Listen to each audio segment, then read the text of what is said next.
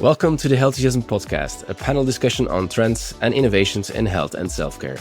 My name is Christophe Jauquet. I'm the author of the Healthyism books and a professional keynote speaker on health, business, and technology. Every month, I discuss with a panel of experts the positive changes that are shaping our health and happiness. And for this discussion, we have two of your beloved experts in the panel. We called it last time a soft launch because there was only one. So this is a less softer launch of the third season because we're two. But still, we're waiting for Arlene Noiset, our digital health connector. Nevertheless, we do have from Scotland, living near Brighton, our medical expert in digital innovation, Dr. Keith Grimes. Hello, everybody. And we have from Ghent, Belgium, but calling in from Croatia, human experience expert, Mo Zouina. Hello, everyone. Hey. How are we doing, guys? Pretty good. Third season, Wonderful. Man. Third season. Yeah. We're still enjoying things, I think. Absolutely. I love it. Anyway, in this week episode, we will be doing what we've been doing for the past 2 years, which is probably one of my favorite topics. We will be discussing the health enthusiasms of this month or the past months, maybe, because we had a hiatus over the summer months. So maybe there are somewhat positive changes that we have seen in these weeks and that we would like to share with our listeners. Mo, tell me, what health enthusiasm did you witness in the past months? Well, I saw a health enthusiasm that kind of mixes technology and biology. It's a living Band-Aid. So when you have a wound or anything else, especially with, diabetes exploding and having some wounds that are very hard to heal, there's a Band-Aid now that has been created that doesn't just cover wound. It senses, adapts, and heals. It's been created by the University of Chicago, and they have developed, I love the name, something what we call living bioelectronics. It's a patch that combines live bacteria with electronic sensors. And it integrates a microbe, which is called S. epidermis, which is a very appropriate name, of course. And it's known for its anti-inflammatory properties. It lives inside, these bacteria live inside a gel that mimics human tissue. And then on top of it, there's technology that monitors skin condition and promotes healing at the same time. It's been tested on mice with skin ailments like psoriasis, and it proved to very significantly speed up recovery and reduce inflammation. The man behind it is Professor Bos Tian. And they've been learning how to integrate the world of electronics, rigid, metallic, bulky things with the world of the body, soft, flexible, and delicate. Because, we've been trying for decades to pair electronics with the human body. It's always been difficult. Devices like pacemakers have improved countless lives. But they have drawbacks. Electronics tend to be bulky, rigid, and they can cause irritation. They can also be rejected by the body. But Tian's lab now created a device with 3 components: a thin, flexible electronic circuit with sensors, a gel created from tapioca, starch, and gelatin, old school ingredients, which is ultra soft and mimics the makeup of tissue itself, and then the microbe. Now, what's astonishing is that this flexible, storable living Band-Aid doesn't just respond to your skin's need, it evolves, because when your skin is healing, the condition of your skin also is evolved. And unlike traditional treatments, it interfaces with the body's natural system. It senses the changes in real time and it adjusts accordingly. So it's kind of a Band-Aid you never have to refresh because it follows the healing path of your body. It's a new future for wound healing and chronic skin conditions. Lovely. Does it talk about whether you can wear it under the shower? Most probably. Because they haven't always figured that out yet, so I'm very curious. But then, in Band-Aids, we've heard about, Band-Aids that can monitor certain vitals or at least measure certain parameters in your body. There's Band-Aids that I think can inject certain medication and over time, but I haven't heard this one. I love it. Interesting, a new health enthusiasm. Related to emergencies in a way as well. And my health enthusiasm is related to emergencies as well, health emergencies. I'll be talking about the state-owned pharmaceutical manufacturing plants of Sweden. The Swedish Medical Product Agency is pushing for the creation of a state-owned pharmaceutical company. And the reason why they're doing that is because they want to have a stable supply of critical drugs. And they want to do that by, producing them themselves, keeping them standby and ready to be used when necessary. And they really believe that by doing this, they can prevent shortages. It is now, I think it's in a phase of a law that needs to be approved. And if that is the case, then we will see that certain state-owned and even private drug manufacturers will receive orders to produce governments or medicines for the governments, let's put it that way. Which is lovely and maybe not so surprising in a way, because it is supported by EU programs like the EU for Health, which is a program that aims to increase medicine production across Europe. And if you're not familiar with it, it is a program that was launched in response of the COVID-19 pandemic, of course, where we had some shortages of medication. And it's actually one of the largest health programs in the EU ever. It has a budget of over 5 billion for the period of 2021 up to 2027. And really the idea of this EU for Health program is to ensure that Europe is better prepared for future health emergencies, let's say.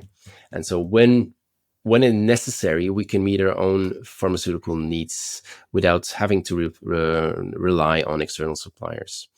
And I think it's an interesting evolution. Sweden is one of the first ones, which is perhaps not a surprise. But I think we will see it in other countries as well. Definitely, if you think about, it's not only just about emergency production maybe, but it's also the future of medicine is definitely personalized. And if you look at certain personalized therapies, and I think stem cell therapies falls under that, and I believe you know way more about that than myself. But stem cell therapies might require a very short time between the collection, the modification, and the re-injection of stem cells. And therefore, all these types of productions will be required to be very near. So you can't go to big laboratories. Maybe many hospitals won't be ready. And so you can expect that there will be some more of those state-owned manufacturing laboratories in the future, I would say. Yeah. You wanted to add something, Keith? Yeah, no. I mean, I think this is interesting. The NHS often talks about this sort of thing as well. You know, on top of everything that you say, there's great benefits in terms of costs. You know, large state buyers and manufacturers can actually produce things at a lower cost, reducing the financial burden of providing these cares as well. There's also a sustainability aspect, of course, not just about moving it. You know, it can reduce that sort of logistic chain or the supply chain and so on as well. I mean, I've been on the receiving end of medication shortages here in the UK. I have ADHD, and over the winter last year, there were some shortages there too. And HRT had the same thing beforehand as well. So in a world where people talk about energy security, why not pharma security as well? Yeah. Was that an emergency drug that you needed? Your ADHD I think it was emergency. It was emergency for other people around me. I can imagine. Same with you, Keith. What health enthusiasm did you witness in the past months? Well, I'm going to sort of take it away from tech and take it towards nature and animals in particular. I'm a dog owner. I've been a cat owner in the past, and I already appreciate how much that adds to my life in terms of wellness and also my care. And we know this to be the case. We even see pets and animals being taken into care settings, either in hospice care or hospital care and so on, and with children too. And this is great. I think we all appreciate this. But the thing that I found out this last week was that, well, what do you do when people are too ill, particularly immunosuppressed, because animals may actually prove a risk there. Well, the thing that I saw was from something called YAPS, which is the Youth and Pet Survivor Program. And this program helps match children with pets, dogs and cats, that are going through the same thing. So children with cancer therapy or immunosuppressed, they find animals who are being treated for the same thing. And what they then do is they set up a pen pal program. They encourage the children to write to the pet, and then the pet writes back. And that's a lovely idea. It's some lo-fi, low-tech, very personal connection that allows children to remotely share their experience and hear back from the animals. And the initial studies have shown it's been very effective, very well accepted, and leading to sort of improvements in sense of wellness and even coping with the experience that they're going through as well. I'd probably like to be able to have a pet pen pal to be able to write to as well. But I thought that was a really beautiful way of, once again, bringing the natural world. Mo spoke about the microbiome there as well. In this case, it's our furry friends, helping children in distress. I thought it was a really lovely thing, and I'd love to see that scaled further. But I'm not quite sure if I understand. So the pet is writing you back? I'm a little bit confused here. Yeah, I don't think it is actually the pet that's writing back. I think it's someone around them as well. And I'm sure you could probably put AI in there and have a GPT write it back. But I think at the moment it's definitely those people, the vets and the veterinary nurses and so on, that are taking the story of the animal and then wrapping it into a response, maybe with some pictures too. If you want to look it up online, Youth and Pet Survivor program, they've got some examples as well. So if you want a little bit of a smile in the morning, maybe check it out. Lovely. I really like it, actually. I'll move now from low tech to high tech again, but I'll stick to wellness. You are probably all familiar with Tony Robbins. You know Tony Robbins? Who doesn't know Tony Robbins? Yeah, we know him. We know him. The ultra famous life coach, the first life coach in the world, and all life coaches and that came after him really adore him, talk about him vividly. Well, Tony Robbins, is now starting a longevity and, well, it's a spa and hotel chain which is focused on longevity. And he's doing this with a hospitality mogul, of course, together, not by himself. And it will be called The Estate.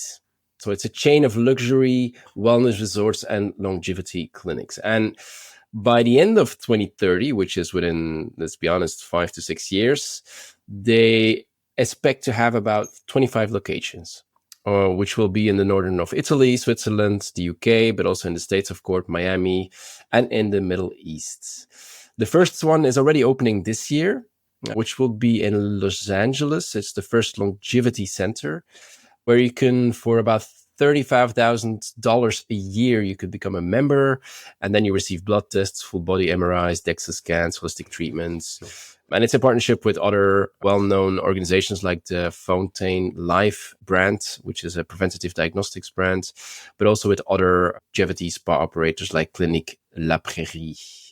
They will also launch their first resort next year, which will be on St. Kitts, an island in the Pacific Ocean.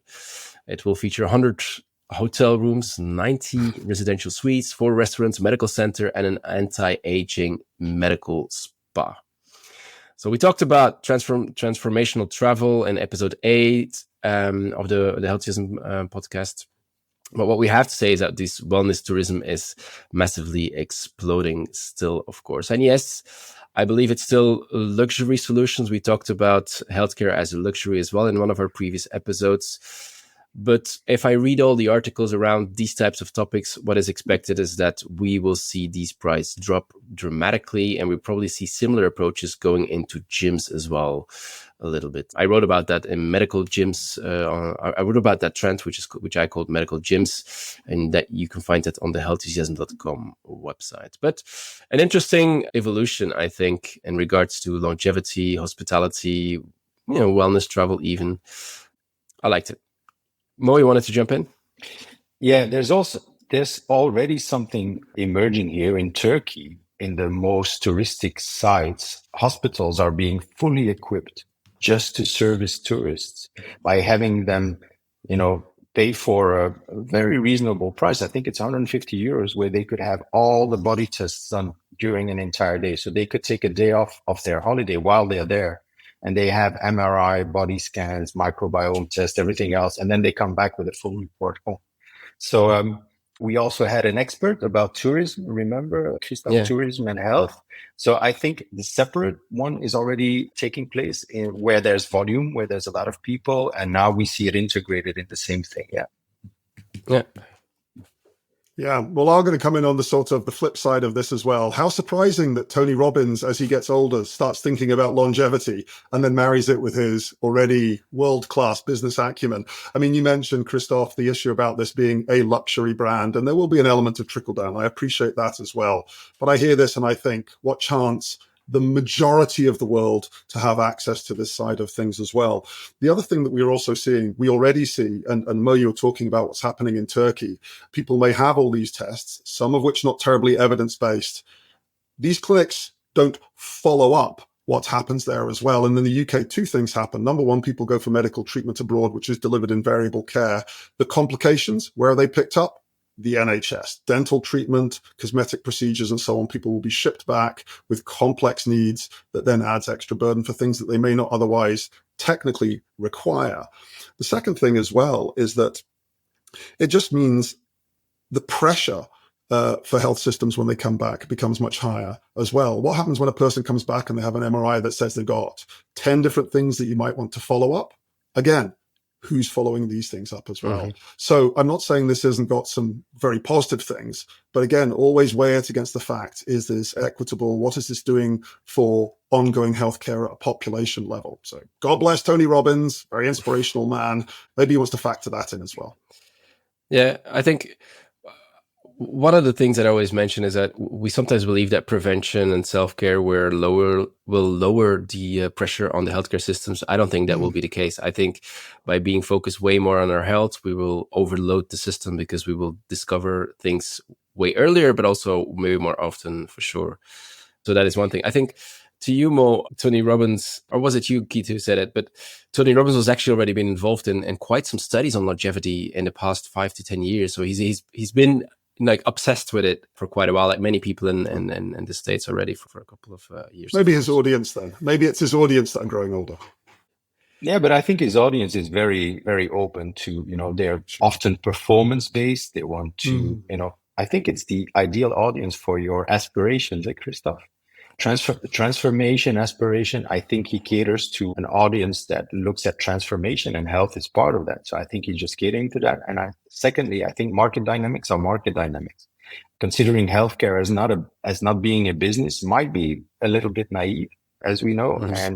And then secondly, often luxury solutions trickle down to something that is more scalable. So I welcome the market dynamic. Yeah. I welcome the market dynamics. I think it's a counterforce for also some organizations who have been taking advantage of the monopoly they have. So I think it's good that there's some pushback on models and initiatives that are challenging the status quo. So I think all in all, the system will benefit from it, the individual will benefit from it, and it will create an awareness that I think the overall sum will be positive in our advantage. Yeah, and I think as a next health enthusiasm, Mo, you have a health enthusiasm which is less expensive than $35,000 a year now. It is less expensive. So I don't know if you're familiar. I don't know if you've had that in a good restaurant. You're sitting sitting in a good restaurant, and someone pops up their phone and they take 3-4 pictures of the plates Only they 3, have 4? in front of them. Only 3, 4? It depends on who you're inviting and things like that. I don't know if that irritated you, but basically what we didn't know is that people, while taking pictures, are working on their health. So yes, it is true. It appears that food porn is good for you. Taking photos of your meals could make you healthier because researchers from the Cardiff University and Cyanogenetics found that taking photos of your meals can lead to more accurate tracking of your diet, as it improves memory recall of what you're eating. And by combining these food photos with AI, the research team demonstrated that this method results in better nutritional awareness, ultimately promoting healthier eating habits. So your food pics are just not for fun. They could actually help you maintain a healthier diet and improve overall well-being. It's a kind of a mindfulness we didn't know of, sustained by very basic technology, which is the camera in your phone, which you always have with you. So bad etiquette habit now can result in a good nutritional habit. Mm-hmm. I call it digital nutritional mindfulness. Wow. You got to tighten that up though, Mo. That's too much. That's too much of a mouthful. DNM. Lovely. To wrap up these, I'll stick to improving overall well-being as well, but with a balanced nuance in there. Just a couple of days ago, the 23rd of September, Lululemon, how do you pronounce that? Lululemon, probably, released their well-being report in 2024. It's an annual report that they conduct in 15 countries and has about 16,000 respondents. So it's a really good overview of the well-being in the world right now. And there's 3 very much staggering findings in it that I wanted to share here.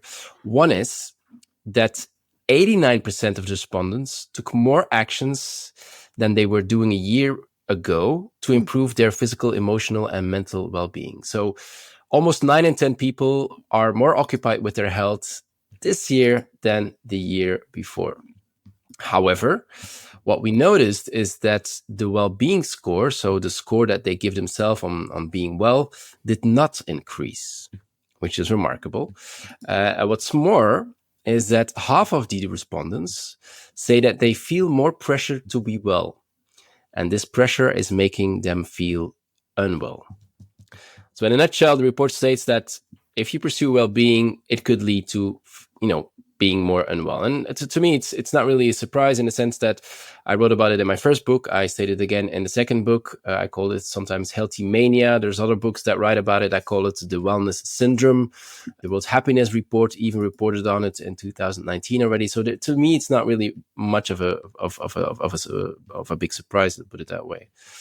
Interesting enough was that, and this is the part that I really liked, Lululemon highlights 3 different actions that people could take to avoid what they then call this well-being burnout, this burnout of having to focus on your own well-being. And the interesting part is that these new aspirations, because I always talk about aspirations, are exactly described in my book, my latest book, Trends in the Transformation Economy.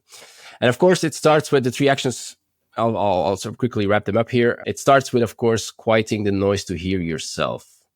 Taking breaks from social media, which I call the aspiration of nothingness. Put some boundaries in work and life, which I call autonomy. Find some mindfulness, which I call the aspiration clarity. So they're all basically aspirations that have nothing to do with improving yourself, because well-being is, in my opinion, not only about improving, it's also about preventing, accepting, and enjoying things. And all of the things that Lululemon mentioned in their report was related to those new aspirations that I write about. And I'll continue. The other thing that they put forward was you need to make sure that you need to live a little bit slower, which I call calmness. You need to focus on bite-sized well-being, which maybe is some more kindness if you want to take care of yourself. You need to have fun, which is the aspiration of joy. You need to have a lot more human connection, which is the aspiration of relationships. Be in a community or be part of a community, which I call solidarity, and then participate in things which I call belonging. And so the reason why I wanted to bring up is twofold in a way. One is that focusing on your well-being is not always the best thing to do, or at least if you're too much focused, it could lead to well-being burnout. And the other thing is that indeed it indicates that if we want to become the best version of ourselves, we don't need to focus on always improving, because that might not be the best thing to do for yourself. It's also about preventing things from happening, accepting the things that they are, and simply enjoying life as it is. Mo? I think the way you explain it is really interesting because it really explains where the stress comes from. When you say, these are 10 things you could do, you are indirectly saying that you're not doing them and that you're lazy and things like that. And then secondly, these actions are not actions, they are attitudes. And attitudes are not just things you think about and do. So I think the understanding of what we're telling people to do is more transformational and it has to do with attitudes and behaviors and patterns that you have. And these are not easy. So there's kind of a guilt list every time you have something and you say, it's easy, you should do that, and things like that. And if you think of everything you said, gratitude, putting boundaries up and things like that, these are part of your DNA, of your personality. They're attitudes. They're not just actions. So I think what is interesting is when you want to nudge people towards things, the effort should be really small. And what is interesting is you could link it to a current habit you have. Asking people to develop new habits are transformational. Mm-hmm. Yeah, they're really difficult. So I think you should meet people where they are and they say, you're doing that. Well, when you're doing that, do that too. And BJ Fogg is a very good scientist on behavior. And he says, we are overrating motivation and we're underrating ability. So what are you already doing? Keep doing it, but add this to it. And that's the easiest way of starting. So that behavioral part and reports saying, this is what you need to do, 10 things. They need to think of what behavior is and what attitude is. And that's kind of a vicious circle we have. Yeah. And I think when you're talking about BJ Fogg, I believe that he also speaks a lot about rewards. And so, and well-being, what we see sometimes is that, I'm not right? Well, depends on what you want to say on rewards, because rewards really don't work. Yeah. So, yeah. Okay. So So that's an interesting thing to say. Yeah. yeah. Rewards. The sustainable effect of rewards is overrated. There has been experiments also with children, getting 5 stars on the fridge when they do something and things like that. And when you take the reward away, the behavior disappears. And so the sustainable effect on rewards, Yeah. transforming it to an intrinsic drive, is overrated. Yeah, I think if yeah, I mean, we're not going to have a whole podcast on rewards because I think that's one in itself. But I think indeed, if rewards are not related to, for example, achievements, then it might be different. What I was referring to more is like aspirations are things that you want to become the things that are important to you in your life. When we focus on well-being too much, we focus on things that we need to do, like eating better, sleeping more, exercising more, those kind of things. But those are the means to achieve something.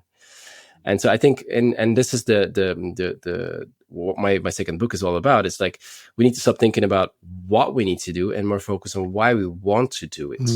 And that changes everything. And those are the aspirations. And it's not always about improving yourself. It's just about maybe we just aspire to accept the fact that we're not okay now.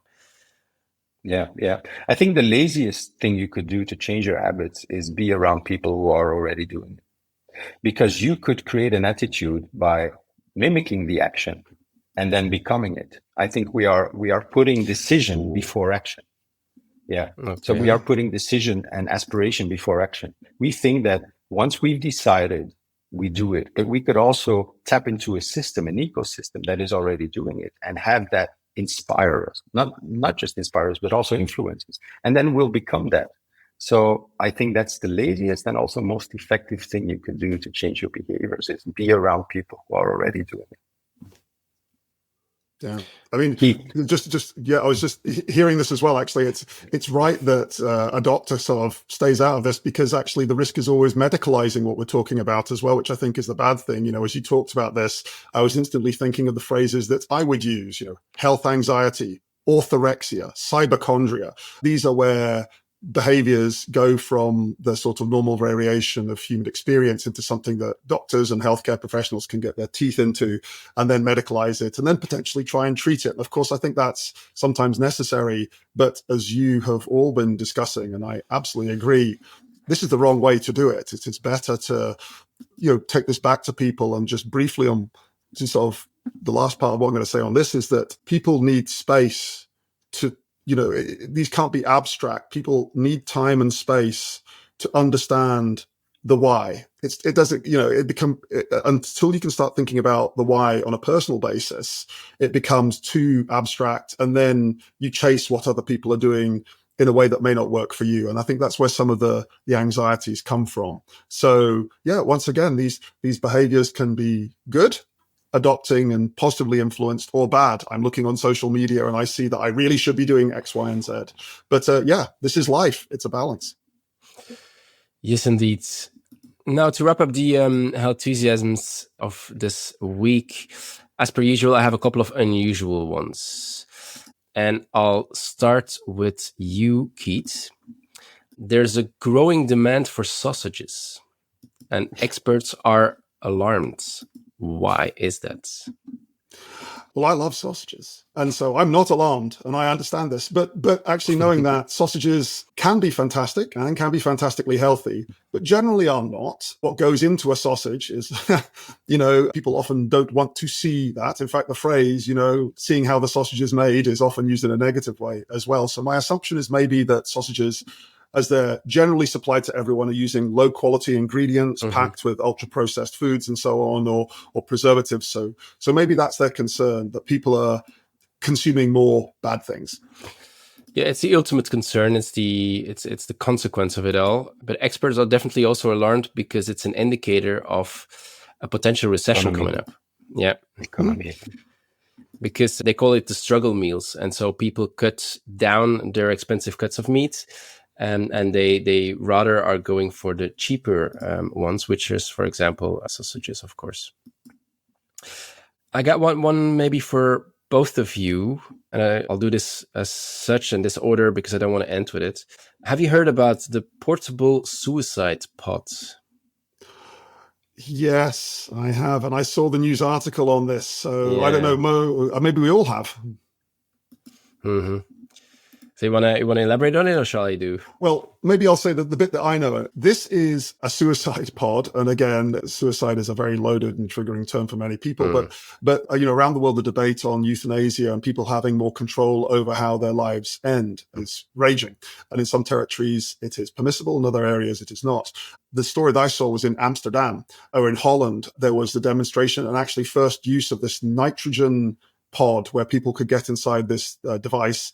And the important thing is the person has to activate it themselves. And this chamber is then flooded with nitrogen gas, which is incompatible with life. And the person will rapidly and to their line painlessly lose consciousness, and then their life will end. But I understand that the police have been involved as well. That was the news that I saw. So maybe that's the thing you're talking about. Yeah, exactly. I mean, there's good and bad stuff to be said about this types of way of ending your life. I think it could be good for some people. Obviously, it's a very tricky field, maybe, or how do I put it? It's not something you go lightly over. But what happened recently is indeed it was used for the first time. I thought it was in Switzerland, but I could be wrong. Where a woman used it, and she went into the woods for that, so in open air. Private forest retreat, even let's put it that way. And so she killed herself with the pot. But apparently in Switzerland, so assisted suicide is allowed. Legal. That's how they call it, but it's very strictly defined. So a healthcare practitioner is not allowed to inject a lethal dose. Actually, nobody is, of course. So it's a very thin line, and apparently they crossed certain laws. The product safety law, the use of nitrogen is also not according to the chemical laws, and the fact that people assisted to it is also against certain laws. And multiple people has been arrested for now because of it, which is pretty remarkable in a sense. The organization, it's interesting, it's called Dignitas in Switzerland. They're a community of physicians and therapists, and they work with a membership, and you can become a member of Dignitas, I think, and then you could ask for assisted death, let's call it like that. Also, the verbs that we use, that you commit suicide, just like you commit a murder. Yeah. It's also strange in the semantics. So it's assisted end, life ending, maybe. And then secondly, why is it so sensitive? Because 89% of people have taken more actions to their health. I think choosing death can also be a very healthy solution. Agree. So I think we see that in countries where religion is very anchored, there's a way more pushback. So we are having the friction between religion and society and our civil rights. And that's an interesting thing. In the south of Europe, it's more controversial, for instance, than in Scandinavia or Switzerland.